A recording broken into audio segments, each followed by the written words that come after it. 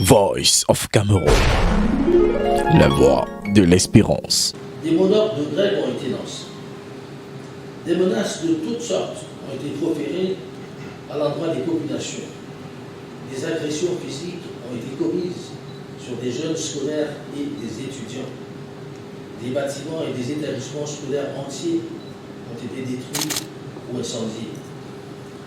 Les populations ont été terrorisées et de nombreuses familles ont fini par sombrer dans une psychose généralisée qui a entraîné un mouvement de désertion des jeunes scolaires et des étudiants.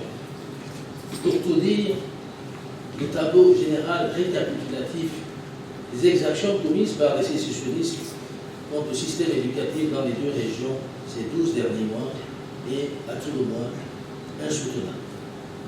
Les faits sont là qui parlent d'eux-mêmes, révoltants.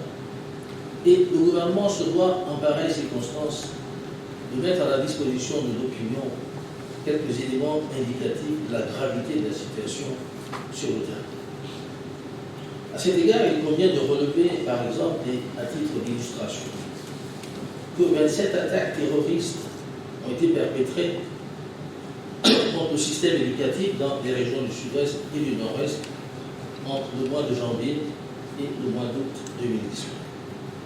Par ailleurs, au courant de l'année académique 2018-2019, l'ONU a enregistré un total de 19 enseignants et 58 étudiants kidnappés dans les universités de Bamenda et de Boya.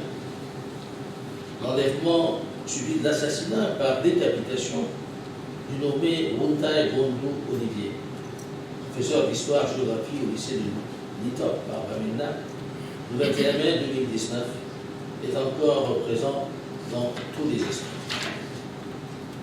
La liste est longue, il faudrait de longues heures pour énumérer toutes les exactions et toutes les abominations perpétrées par ces grandes armées sécessionnistes qui dénotent une sauvagerie et une barbarie innommables.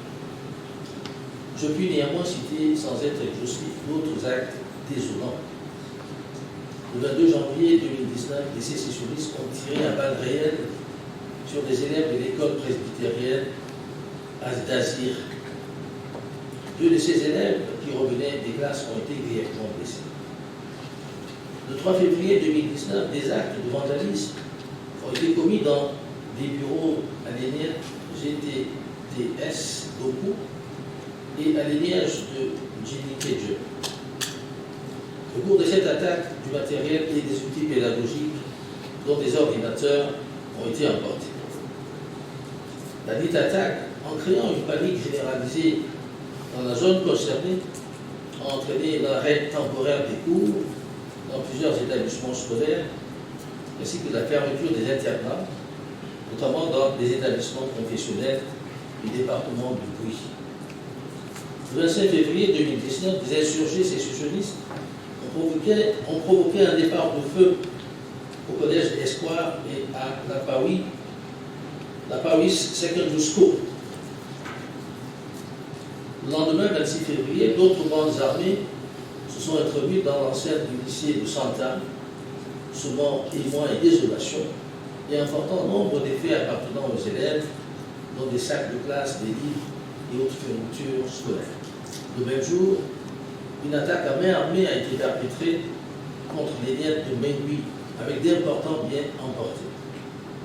Du 4 février au 25 août 2019, de nombreuses autres exactions vont être commises contre des sites scolaires et universitaires dans ces deux régions, au nombre desquels est entre autres l'attaque du CES Lacha et de l'école primaire du village Mbam, dans le département du Bouy, établissement érigé par la suite en poste de commandement des bandes terroristes.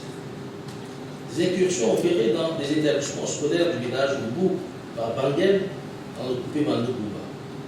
L'incendie des salles de classe du lycée de Batoké à Kumba. Des tirs dirigés contre les étudiants de l'université de Boya. L'incendie du Presbyterian High School. Le viol de deux élèves qui revenaient de Mundemba après les examens du First Living Certificate. L'incendie de l'école primaire publique islamique de Bahreïn. À cela s'ajoutent de multiples prises d'otages, généralement suivies d'assassinats de personnel délicatifs. Il en est ainsi des cas d'enlèvement sur la même période des proviseurs des lycées de Miam, Bamena, Bakingi, Bamenyam et Moudeka.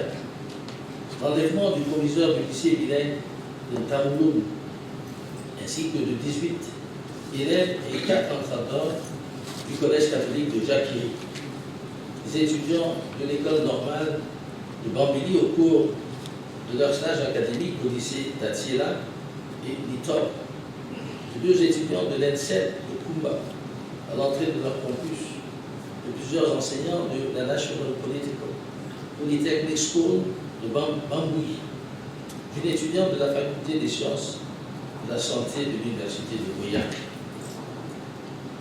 ainsi que l'enlèvement par des bandes armées sécessionnistes de 166 élèves du collège Saint-Augustin de Koul, de 2 élèves et de l'intendant du lycée technique de Bamenda, de 2 enseignants du Destiny Bilingual School de Bonakama à Kumba. On pourrait en outre appeler les enlèvements d'un groupe d'enfants se rendant à l'école pour non-respect du mot d'ordre de ville morte, de la déléguée du GCE Board pour le Nord-Ouest, de la directrice de l'école primaire Steve by Steve à Bamenda, du surveillant général de l'énergie de Roum, des directeurs des écoles publiques de Bokevu, Gemsiba, Oku et Winkei, ainsi que de 19 enseignants dans la localité de Shingao.